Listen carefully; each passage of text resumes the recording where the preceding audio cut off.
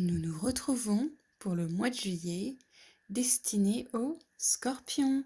Voyons voir ce que les énergies de ce mois vous réservent. Alors mes scorpions, nous commençons avec oser faire le premier pas, lune cardinale. D'accord. Donc en général, quand on a la lune cardinale avec cette carte-là qui dit oser faire le premier pas, c'est que on est sur la fin pratiquement sur la fin d'un cycle, c'est-à-dire qu'on est presque arrivé au but de quelque chose pour terminer, clore quelque chose à faire. Alors là, pour l'instant, on n'en sait pas plus, on va voir avec le reste des cartes. Hop. Lâcher prise, avec la jolie cascade. Hop. La peur. Sentiment, émotion, la naïade. La fée de la terre, santé physique, enracinement, assis.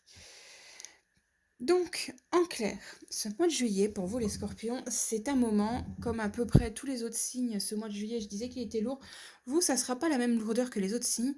C'est plutôt qu'il faut travailler sur soi-même, mais par rapport aux peurs qu'on peut avoir selon, à cause de projets.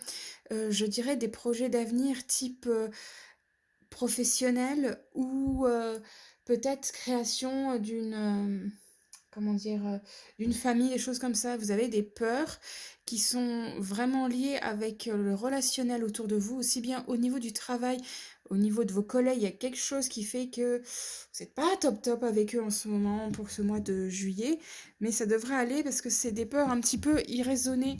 C'est plus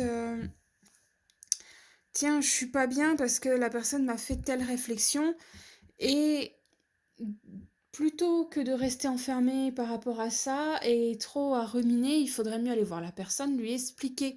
La communication, comme je dis toujours, c'est super important. Et donc là, il faudrait lui expliquer à cette personne ce qui fait que ça va pas, les choses comme ça. C'est surtout ça.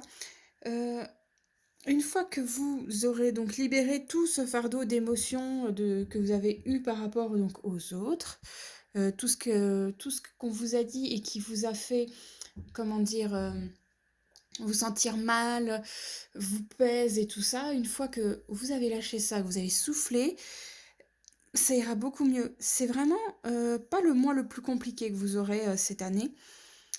Et si vous travaillez sur vous, ce genre de petites choses, ce mois se passera très bien. Niveau santé, comme je vous l'ai dit, ça se passera bien.